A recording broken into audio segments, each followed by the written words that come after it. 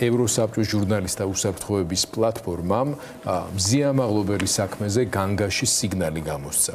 განგაშის სიგნალი არის პირველი დონის, რაც ჟურნალისტების დაკავებას მოიცავს და აღნიშნულია, რომ საფრთხე სახელმწიფოსგან მომდინარეობს. მზიამაღლობელი ციხეში უკვე დაკავების მომენტიდან უკვე მე-11 ღიარად შიმშილობს. ქვეყნის შიგნით უკვე ამოწურულია ყველა სამართლებრივი ბერკეტი, ამიტომ საქმეში საია და სტრასბურგი ერთვება. მას შემდეგ, რაც ქუთაისის სააპელაციო სასამართლომ არც კი განიხილა წინასწარი პატიმრობის შესახებ სარჩელი, საია აპირებს მზიამაღლობელის პატიმრობაში დატოვების გასაჩივრებას ადამიანის უფლებათა ევროპულ სასამართლოში. მზიას შიმშილობის შეწყვეტისკენ მოუწოდეს კოლეგებმა, რომლებიც ჟურნალისტის დაკავების შემდეგ უწყვეტ პროტესტს მართავენ მისი გათავისუფლების მოთხოვნით. მორიგი აქცია დღეს პარლამენტთან გაიმართა, ასეთივე აქცია იყო კოლეგებისა და არა მარტო მათი ბათუმშიც, სწორედ ამ აქციების ამსახველ კადრებს ხედავდით, ჩვენ ვაშუქებდით დეტალურად მთელი დღის განმავლობაში და ამ აქციის მონაწილეც ერთ-ერთი ორგანიზატორი ლიკა საკაშვილი, პუბლიკას წარმომადგენელი, მათე კირვალიძე, ასევე ჟურნალისტი და დროების მთავარი პროდიუსერი არიან ახლა გადაცემას ჩემთან სტუმრად და ლიკას მინდა პირველ რიგში ვკითხო ბოლო ინფორმაცია მზიას ჯანმრთელობის მდგომარეობაზე, იმიტომ რომ მისმა კოლეგებმა ინტერვიუში არ დამალეს და თქვეს, რომ მზიას ჯანმრთელობის პრობლემებიც აქვს გარკვეული და 11 დღის განმავლობაში შიმშილობა, შემთხვევაში დამატებითი, ასე ვთქვათ, ტვირთი ხდება მისი მდგომარეობის იზოლირებულ მდგომარეობაში, როგორ არის მზია? ვიცით რომ ხნეთ არის ბოლო ინფორმაცია რაც მეც ვნახე ნიკა გვარამია იყო დღეს შესული და ზუსტად რამდენიმე საათის წინ გავეცან იმის კომენტარს როცა დატოვა ინტენსიური და განყოფილება მან თქვა რომ მზია განიცდის მოწოდებას შიმშილის შეწყვეტაზე რომ მისთვის ტრამვულია ასეთი ტიპის მოწოდებები მე წავიკითხე იმგვარად რომ ის არ აპირებს ამ პროტესტის ამ ფორმაზე უარის თქმას და გთხოვს რომ ყველა ჩვენგანმა გავაგრძელოთ ჩვენი პროფესიული საქმიანობის შესრულება. ასე წავიკითხე, იმიტომ რომ ნიკას მეტი არაფერი უთქვამს, მაგრამ მე როგორც მივხვდი, მზია არ აპირებს რომ შეწყვიტოს შიმშილობა. ჩვენ თვითონ ის ფაქტი, რომ ის შიმშილობს, გვიან გავიგეთ, საკმაოდ გვიან. ეს ალბათ მისი გადაწყვეტილება იყო, რომ არ ყოფილიყო ცნობილი, იმიტომ რომ ესე დემონსტრაციულად არ დაუწყია. ალბათ ეს იყო მისი პირადი შინაგანი პროტესტი და ყველაზე რაც შეეძლო რომ გაეკეთებინა, ალბათ იყო ეს, იმიტომ რომ დაკავების მომენტიდან მას წყლის გარდა არაფერი მიუღია. დიახ, მზიას აქვს ჯანმრთელობის პრობლემები. ვიცით რომ სისუსტე თავისთავად იქნება, მაგრამ ის არის მხნედ და აგრძელებს შიმშილობას და ამ ფორმით აპროტესტებს მის უკანონო პატიმრობას, რომელიც რა თქმა უნდა უკავშირდება მის პროფესიულ საქმიანობას. მზიას შესახებ ბევრი თქვა ამ სტუდიიდანაც და პრინციპში ბევრი საუბარიც არ არის ჩვენი მხრიდან საჭირო, მის მიერ გაკეთებული საქმე და პროფესიული გამოცდილება მეტყველებს იმაზე, რამდენად მაღალი კვალიფიკაციის და ჟურნალისტური პროფესიული ეთიკის სტანდარტის მატარებელი ჟურნალისტი არის მზია. ამ შემთხვევაში აშკარად რაც კიდევ უფრო მეტად ყურადღება უნდა გავამახვილოთ, რამდენად მაღალი მოქალაქეობრივი შეგნების და შეუპოვრობის ადამიანი აღმოჩნდა. ხო, იმიტომ ყველას არ აქვს ამის ძალა, ყველას არ აქვს ამის უნარი, რომ ასეთი ნაბიჯები გადადგას. თუმცა მიუხედავად ამისა, ჩვენ ვხედავთ, რომ ძალიან უსამართლო მოპყრობას აქვს მასთან მიმართებაში ადგილი. მე რას გულისხმობ ამ შემთხვევაში, შეიძლება მართლაც მოხდარიყო ისეთი რაღაცა, რომ რასაც რეჟიმის პოლიცია აკეთებს ბოლო თვეების განმავლობაში და როგორადაც იქცევა, რთულია რომელიმე მეთოდი ადამიანმა გამორიცხო მათთან დაპირისპირების, მით უმეტეს, როდესაც ყოველდღიური საფრთხის წინაშე არიან ჟურნალისტები, ჩვენი კოლეგები, ოპერატორები, სახიძვლებ დამტვრეული ადამიანები, ლამის ხერხემალში გადამტვრეული ხალხი და ასე შემდეგ, ხო? აი გადარჩენილები ვართ, თუმცა მათი ჯანმრთელობის მდგომარეობა, ასე ვთქვათ, ეს გაყვება მთელი ცხოვრების განმავლობაში, მაგრამ აქ მსგავსიც არაფერი ისეთი არ ყოფილა, ხო? ყველა მიცის რაც მოხდა, თავად იმ ფაქტის უარყოფას არც არავინ აპირებს, უბრალოდ აქ საუბარია სამართლებრივ შეფასებაზე და აბსოლუტურ სიცარიელეზე სიმძიმის თვალსაზრისით დამცინებს. რატომ ამოიღეს ასე მიზანში მზია და მისი რამდენიმე კოლეგა, როდესაც ასე დაუნდობლად ქალ ჟურნალისტს ეპყრობიან? ქართულ ოცნებას აქვს პოლიტიკური მიზანი. პოლიტიკური მიზანი არის ის, რომ გვანახოს ყველას, რომ დამოუკიდებელი სიტყვა, კრიტიკული და მიუკერძოებელი სიტყვა და რეჟიმის კრიტიკა ისჯება ამ ქვეყანაში. ამ შემთხვევაში 11 იანვრის ქრონოლოგია, თქვენ როგორც ახსენეთ, ხო, ეს კონტექსტი ძალიან მნიშვნელოვანია. იქამდე რა მოხდა? მზია პირველად დააკავეს უკანონოდ სტიკერის გაკვრის გამო, საერთოდ არ არის ის ქმედება, რომელიც დაპატიმრებას ექვემდებარება, შეიყვანეს, შემდგომ გაათავისუფლეს ხელწერილი საფუძველზე. ჩვენ როგორც ვიცით, დაპატიმრების დროს მან ნახა იქ, როცა იყო ადგილზე არაერთი ძალადობის ფაქტი, რა თქმა უნდა, ეს ნორმალურ ადამიანს ააღელვებს, მდგომარეობაც შეიძლება მძიმე კონდეს ემოციური ამის გამო, ხო? გამოსულზე იქ ისევ ნახა არაერთი უკანონო დაპატიმრების შემთხვევა და შემდგომ აი ამ ემოციური ფონის გამო ეს იყო შეურაცხყოფილი მოქალაქის შემოქნეული ხელი, ხო? როგორ შეიძლება ეს თავდასხმად შეფასდეს, როცა გარშემო იყო პოლიციელებით შემოსაზე მთლიანად სავსე იყო ტერიტორია პოლიციის თანამშრომლებით, იქ შეუძლებელი იყო იმგვარი თავდასხმა განხორციელებული იყო, რომ პოლიციას ხელი შეეშალოს, ან რაიმე საფრთხე შექმნოდა, ხო? ეს არის შეურაცხყოფილი მოქალაქის რეაქცია, რომელიც შეიძლება დაემართოს ნებისმიერს, მართლა მე მჯერა რომ ადამიანები კარგად ხედავენ ამ სიტუაციას და კითხულობენ, როცა ზედმეტი არ არის თქვა შეურაცხყოფილი ქალის, ხო? როდესაც მას მამაკაცი შეურაცხყოფას აყინებს, ლანძღავს, ჩვენ ვიცით, რომ შემდეგ უკვე კიდე სხვა სახის გებუაძე ასევე აყენებდა სიტყვიერ შეურაცხყოფას და ეს იყო რეაქცია შეურაცხყოფილი ადამიანის, რომელსაც გარშემო პოლიციელები იდგნენ. ახლა შეუძლებელია რომ იქ მზიას, იმიტომ რომ ბრალისთვის, სისხლის სამართლის ბრალისთვის, ახლა იურისტები უკვე განმარტავენ, მაგრამ ადამიანურთაც რომ მოვთარგმნოთ, ბრალისთვის აუცილებელია რომ განზრახვა იკითხებოდეს, ანუ მას უნდა ქონოდა განზრახული, რომ ხელი შეეშალა მისი საპოლიციო ღონისძიებების გატარებაში. ეს იყო უბრალოდ საუბრის დროს შეურაცხყოფილი მოქალაქის რეაქცია და ხელი შემოუქმნია. მით უმეტეს რაიმე ისეთი ზიანი მიეღენებინა ჯანმრთელობისთვის. კი, იმგვარ ბრალს, რასაც ამბობენ, რაც წაუყენეს, ხო, ეს პოლიციელზე თავდასხმა, რომელიც ძალიან ყვირის ეს სიტყვა, ის ზიანი, რომელიც თავადაც აღწერა პოლიციის უფროსმა, რომ სიწითლე ქონდა და ტკივილი იგრძნო, სისხლის სამართლებრივი დევნისთვის არის კომიკური და ამას ამბობს ყველა მიუკერძოებელი იურისტი და აღიარებს სახალხო დამცველის, რომელმაც თეთრი ჩავზე თქვა, რომ ბრალი, რომელიც წარედგინა იმ ქმედებისთვისაც მას აბრალებენ, არის გაზვიადებული და არის არაადეკვატური. მათესთან გადავა ლიკა და გავაგზავნოთ იქიდან, ხო? მძიმე ფიზიკური ტკივილი როგორ განიცადა ახალგაზრდა ქართველმა პოლიციის ოფიცერმა, ბატონმა გებუაძემ, თუმცა აი ამ აბსოლუტური ცინიზმის მე ვიტყოდი და ფარისეულობის გამოხატულება მინდა ვახსენო, მზია როცა დააკავეს და დაიჭირეს იმ დღეს დააკავეს ასევე და მინდოდა ამის ხაზგასმა და ხსენება ბატონი თემურ ქათამაძე. ეს ის თემურ ქათამაძეა მე დროშე ჩვენ ქონდა საუბარი, გვინდოდა რომ სპეციალური მინი დოკუმენტური ფილმი გაგვეკეთებინა მასზე, იმიტომ რომ მე მას მოусმინე რამდენჯერმე, მაყურებელს რო შევახსენოთ, მოჰოჯირობის ისტორია აქვს. საქართველოსდან იძულებით გადასახლებული ქართველები არიან, რომლებმაც 100 წლეულების ამის მეტის განმავლობაში დაბრუნდა დროში და შეინახეს ენა, ეროვნება, ჩამოვიდა ეს ადამიანი და ის არის თურქეთის მოქალაქეც, საქართველოს მოქალაქეობისათვის იბრძვის, ასე ვთქვა და საქართველოსთვის იბრძვის და ხალხს, რომელიც პატრიოტობაზე დებს თავს ნაცვლად იმისა, რომ 100 ადამიანებს ჩვენ ხვდებოდეთ თბილად, უზიარებდეთ ყველაფერს, რასაც დღევანდელი საქართველო წარმოადგენს, დღეს და არა მარტო დაპატიმრებული ყავთ, არამედ უპირებენ გაძევებას საქართველოს საემიგრაციო დაკავების იზოლატორში არის ამ შემთხვევაში. დაუბრუნდეთ ჩვენ ამ შემთხვევაში მზიას და დაუბრუნდეთ იმას, რა დამოკიდებულებასაც ავლენს რეჟიმი ჟურნალისტების მიმართ. პირველი ალბათ ლიკამ კი ესე აღიქვა და ალბათ მეც ეგრე აღვიქვი, რომ ეს არაპირებს მზია შიმშილობის შეწყვეტას, მაგრამ მე მაინც უერთდები ჩემი კოლეგების და არა მხოლოდ კოლეგების მოთხოვნას, რომ ან ჯანმრთელობის მდგომარეობიდან გათვალისწინებით მან იქნებ მოიფიქროს, რომ შეწყვიტოს ეს.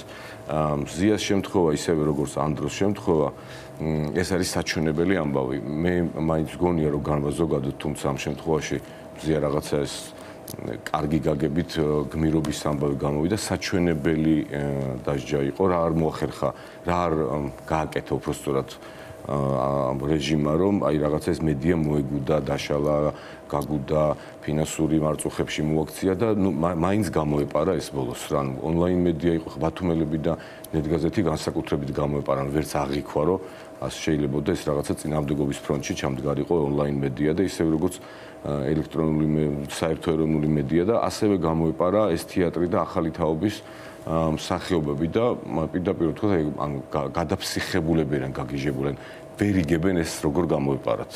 იმიტომ რომ ეხლა პროპაგანდისტულ არხებს რო უყურებ ხოლმე, იქ სულ არის ორი მიმართულებით ამ მსახიობების შემდეგ განსაკუთრებით მსახიობებზე გაშევების სრული კამპანია მიმდინარეობს და მედიაზე ჩვენ გვრალდება რომ ვართ აუცილებლად პოლიტიკური და რაღაცნაირი პოლიტიკური მედია თუ პარტიული მედია და მზიასაც და ნეტგაზეთსაც და ყველას ეგ დაბრალდა პარლამენტის თავმჯდომარემ და ამ დროს და მსახიობებს ეგენი უნიჭოების სიტყვა არ უხმარიათ, მაგრამ რამოდენიმეჯერ ყავდათ რაღაც გაურკვეველი სტუმრები, რომ აი მსახიობები იყვნენ და გვარებს თვლიან ნამდვილი აი თეატრის და კინოს ნამდვილ ვარსკვლავებს, რომელთაც არაფერი შეხება არ აქვს ქართულ ცნობასთან ეს ადამიანები ესეთები იყვნენ და ესენი საერთოდ რა მსახიობები არიან მაგათ სპექტაკლებზე ხალხი არ დადის და მთელი კოშმარი ამათ ისე რომ ამათ სპექტაკლებზე დადის ხალხი და ამათ მიერ არაკონტროლებად მედიაში დაწერის უფრო დიდი ძალა აქვს საზოგადოებისთვის, აზრის ფორმირებისთვის, ვიდრე მათ დაფინანსებულ შავი ფულით მედიას და ეს საჩვენებელი ამბავი რომ ვიღაცამ არ გაბედოს, აი წინა სტუმრებთან რაც თქვი, რომ 5,000 ლარიან ჯარიმას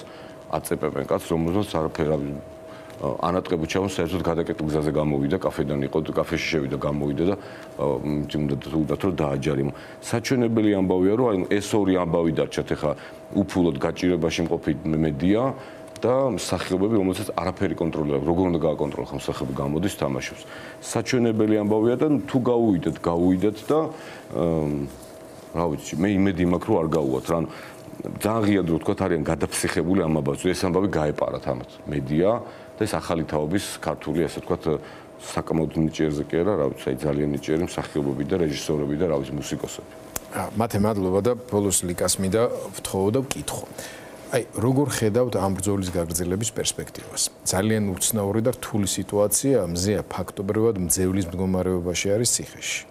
ზუსტად ამის გამოც მგონია, რომ მისდამი გარედან გაგზავნილი თხოვნა საფუძვლიანი არის. საფუძვლიანი იმასთან დაკავშირებით, რომ რაც უფრო ნაკლები ბერკეტი ექნება ზოგადად წინააღმდეგობის მოძრაობას და პირადად მასზე ამ რეჟიმს, მით უფრო მეტად შეუწყობს ხელს საერთო მიზნების მიღწევას, რომლისთვისაც მზიამ თავი გადადო ამ სიტყვის პირდაპირ მნიშვნელობით. მაგრამ მხოლოდ მედიის წარმომადგენლების უფლებებისთვის ბრძოლა, მათი გამოხსნისთვის, მათი თავისუფლებისთვის არ არის. ქართული ჟურნალისტების, ასე ვთქვათ, აქტიური მონაწილეობა ამ პროცესში.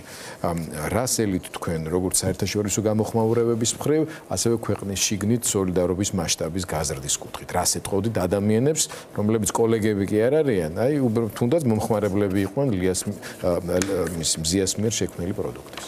ყველაზე რეალური რაც ახლო პერსპექტივაში ჩანს არის სტრასბურგის სასამართლო, რომელმაც შეიძლება აღკვეთ ღონისძიების გამოყენებაზე საიამ თუ დაჩქარებული წესით იმშევა, ხო? იმიტომ რომ იცით და არაერთ გზის უკვე გააჟღერდა არგუმენტები, რატო იყო პატიმრობა სრულიად დაუსაბუთებელი, ხო? მე სასამართლო პროცესს ვესწრებოდი და ძალიან სამარცხვინო იყო პროკურატურაც და მოსამართლე კიდევ უფრო მეტად, რომელიც არც კი გავიდა სათათბიროდ და იქვე წინასწარ მომზადებული გადაწყვეტილება წაიკითხა, ხო? იმედი მაქვს, რომ ამ საერთაშორისო სასამართლოს დახმარებით აღკვეთი ღონისძიების ფორმის შეცვლის მოთხოვნას მივაღწევთ, არ ვიცი საბოლოოდ საია მიიღო თუ არა გადაწყვეტილება რომ ეს საჩივარი გაიგზავნოს, მაგრამ ვიცით რომ ითქვა რომ ეს შეიძლება მომზადდეს, ეს საკმაოდ ისეთი უპრეცედენტო იქნება, იმიტომ რომ აღკვეთი ღონისძიების ეტაპზევე საერთაშორისო სასამართლოს მიმართვა და მისი შეცვლის დავალება ჩვენი სასამართლოსთვის მნიშვნელოვანი იქნება ნამდვილად. რაც შეეხება გარეთ ბრძოლას და მზიას საკითხზე მედიის წარმომადგენლების პროტესტს ჩვენთვის ეს ძალიან მნიშვნელოვანია, იმიტომ რომ თუ კიდევ ვინმეს დარჩა კითხვა, თუ ვინმეს გონია, რომ ეს ქმედება, რომელიც იქნა ჩადენილი მზიას მიერ არის სისხლისამართლებრივი დევნის საფუძველი უნდა გამხდარიყო, თუ ვერ უკავშირებენ ამას მის პროფესიულ საქმიანობას და ვერ კითხულობენ კონტექსტს და ამის მიღმა ხელისუფლების განზრახვას, ხო? ჩვენი მიზანია რომ ამაზე მეტი და მეტი ვისაუბროთ და ვესაუბროთ მეტ ადამიანს, რომ გაფართოვდეს არა მარტო მზიას მხარდამჭერები, არამედ ყოველთვის მზიას მაგალითზე ჩანს სხვა პოლიტიკა პატიმრების სიმართლეც, იმიტომ რომ ყველა ერთი ხელწერით არის დაკავებული არსად მტკიცებულებები და ყველგან უსამართლო გადაწყვეტილება. ყველგან პოლიტიკური ამოცანა და მიზანი, რომ ადამიანები დაშინდნენ, რომ შექმნან სამაგალითოდ დასჯილი ადამიანების ნიმუშები, ისტორიები, რომ შემდგომ ეს შიში გავრცელდეს მთელ საზოგადოებაზე. მე მგონია, რომ ეს უკვე ვეღარ მოხდება, იმიტომ რომ მართლა ბევრი ვართ და ყველას ვერ დაგვიჭერენ, ჩვენ ბრძოლას გავაგრძელებთ ბოლომდე, მზიაც იქნება თავისუფალი და ის თავის სიმართლეს დაამტკიცებს. ამიტომ ჩვენთვის ძალიან პრინციპულად მნიშვნელოვანია, რომ საზოგადოებამ გაიგოს რატოა ეს გადაწყვეტილება უსამართლო და რატო უკავშირდება ეს ყველაფერი მის პროფესიულ საქმიანობას. მზიას ვერ პატიობენ იმას, რომ 2-10 წლეული წელია ემსახურება დემოკრატიას, ადამიანის უფლებებს, ყველა ხელისუფლების პირობებში იცავდა თავისუფალ მედიას, სიტყვის თავისუფლებას, დემოკრატიას და ადამიანებს რეჟიმის ძალადობისგან, ხო? იმიტომ რომ ბათუმელები არის ერთ-ერთი ყველაზე მნიშვნელოვანი წყარო აჭარაში და ის და არა მარტო აჭარაში, ცენტრალური რეგიონისთვის ბათუმელები არის მთავარი წყარო, იქიდან ვიგებთ ჩვენ მტყუან მართალს. ეს არის გამოცემა, რომელიც აძლევს ხმას და პლატფორმას აჭარის მაღალმთიან რეგიონში მცხოვრებ ადამიანებს. ეს არის გამოცემა, რომელმაც უნიშნულოვანესი სერია მოამზადა წინა საარჩევნო, სადაც ხედავდით, რომ ეს რაღაც დასაქმების პროგრამა რო იყო აბსურდი. მე არა მარტო დასაქმების პროგრამას ლიკა მე ხშირად ვიმეორებ, რომ აი მათ შორის პოლიტიკური სპექტრის სადამკვირვებლო ორგანიზაციების ნაწილობრივი მედიისას, თუმცა ჩვენ ძალიან აქტიურად ვაშუქებდით ამას. მე მგონია, რომ game changers რასაც ეძახიან, განგაში ზარები ყველას უნდა შემოეწყო იმ მომენტში, როდესაც ბათუმელებმა გამოაქვეყნა 54-58,000 მხოლოდ ერთი მუნიციპალიტეტის ინდივიდუალური პროფილები ადამიანის, როგორ მუშაობს ქართული ოცნება, ყველა სახელმწიფო რესურსის და ინსტიტუტის გამოყენებით ამ ადამიანებზე წინასაარჩევნო პროფილების შესაქმნელად და მათ დასამუშავებლად. ეს იყო სინამდვილეში აღმოჩნდა ის სქემა, რომელიც რეალიზაციაში მოიყვანეს შემდეგ უკვე არჩევნებზე. ეს ბათუმელებმა გამოაქვეყნა. იმიტომ რომ იმდენ დეტალურად იყო დამუშავებული კანონსაწინააღმდეგოდ თითოეული მოქალაქის პერსონალური ინფორმაცია ყველა მიმართულებით და ჩანდა უნისონში როგორ მუშაობდა ყველა უწყება ჯანდაცვა, ყველა სუსტი წერტილი, ყველა დამოკიდებულება, ყველა ანუ იცოდნენ სად უნდა ჩაევლოთ ხელი ოჯახის რომელი წევრისთვის, ზოგი დაეშინებინა, ზოგისთვის რაღაც გაეკეთებინა და ასე შემდეგ და ეს სქემა იყო მინი მოდელი მთელი საქართველოს მასშტაბით, ანუ მედიამ ამ შემთხვევაში ბათუმელებმა თავის საქმეში შეესრულა 100%-ით, კიდევ უფრო მეტით.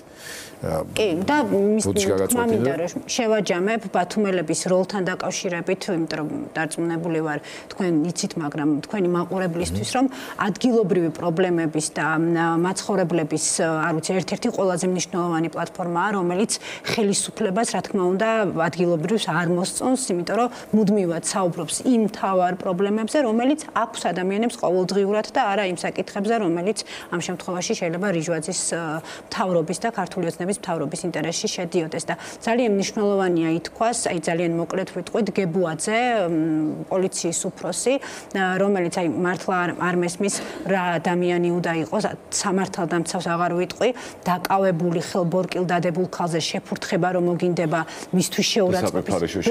ანუ როცა ხარ სამართალდამცავი, შენ ხარ ეს არის ძალაუფლება, გაქვს სრული კონტროლი, გაქვს თავდაცვის საშუალებები და ხელბორკილ დადებულ ქალს აფურთხებ, არაძლევ წყალს, უკრძალავ საფირფარეშოში გასვლას, არ ვიცი, მე მგონია რომ ეს სცენა ამ ადამიანს ისე კარგად აღწერს, რომ ის არ არის სამართალდამცავი, ასე არ იქცევიან სამართალდამცავები მოქალაქეების მიმართ და ასე კაცები არ იქცევიან და ასე უნდა შეუწყდეს ამ ადამიანის გამოძიების დასრულებამდე და კოკა კაციტაძემ ძალიან კონკრეტულ კითხვას გასცეს პასუხი მოკიბმოკიბების გარეშე ამოღებული არის თუ არა ჩანაწერები შენობიდან, რომელიც დაადასტურებს ზიას მონაყოლს, იმიტომ რომ ეს ბიჭი თუ რაც არის უფროსი დერეფანშივე იქნევდა ხელფეხს, ცდილობდა ოთახში შეჭრას და ეს ყველაფერი დაადასტურებს, რომ ზია რასაც ამბობს არის სიმართლე. მადლობა ლიკა და მათე დასასრულს. კოკა კაციტაძე ბუნებრივი არაფერს არ დაადასტურებს, არც გებუაძეს არაფერი შეუჩერდება რეჟიმის ცვლილების გარეშე და რა თქმა უნდა მზე იმ სქემის, ასე ვთქვათ, გახმაურებისთვის ისჯება. ერთი რამე მინდა ვთქვა, რომ აი როდესაც ახლა ვიღაცები კიდე ხო არიან რაღაცები დარჩენ ადამიანები რამოდენიმე, რომ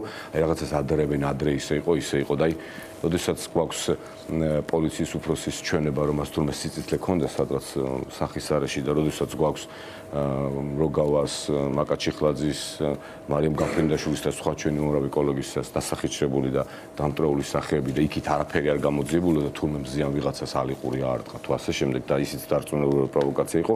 აი მარტივი ამბავია, შეხედონ ამ ფოტოებს, დგებუაძის გაღიმებულ სახეს და მე როგავას იმაში ჩასმულ კორსეტში ჩასმულ თუ ფიქსატორში ჩასმულ კისერს და აი ძალიან მარტივი არის ამბავი და ვისაც კიდე გონია რომ მზიას ამბავი და ასე შემდეგ სხვა ხალხის და 51 კაცია ციხეში არ მივა მის სახლამდე ზუსტად იცოდეთ რომ ხვალ საღამოს თუ არა და ხვალ დილით აუცილებლად ყოველს კართან ესე თქვა ეს ამბავი დაიწყებს. ძალიან მოკლედ რა ბანალურად კი ჟღერს უკვე ამ რაღაცების აღნიშვნა ხოლმე, მაგრამ რადგან იმავე დღეს მოხდა მზიას პატიმრობა რომ შეუფარდეს, მე იმ დღეს ზვიად ქორძიზე თავდასხმის ღამეს ძალიან მალევე მივედი შერატონში, შესულზე გიორგი გახარია შემხვდა, რომელიც უკვე იყო ნაცემი და აი არ ვიცი შოკში ვიყავ მიუხედავად რომ მართლა ბანალურია იმის თქმა რომ მზიას პატიმრობა შეუფარდეს და ამ დროს თითო სამხარაძე დღემდე არავინ არ იცის რა ტიპის საპოლიციო ღონისძიებები გატარდა ხო, მაგრამ აი იმავე ღამეს ესეთი ცხადი გახდა რა ქვეყანაში უცხო აი კიდე ერთხელ იყო რომ აი ფიქრობ ვითარება უფრო მეტად გაუარესდება თუ არ გაჩნდეს, მაგრამ ვეხუმრებოდით პოლიციის თანამშრომლებს რომ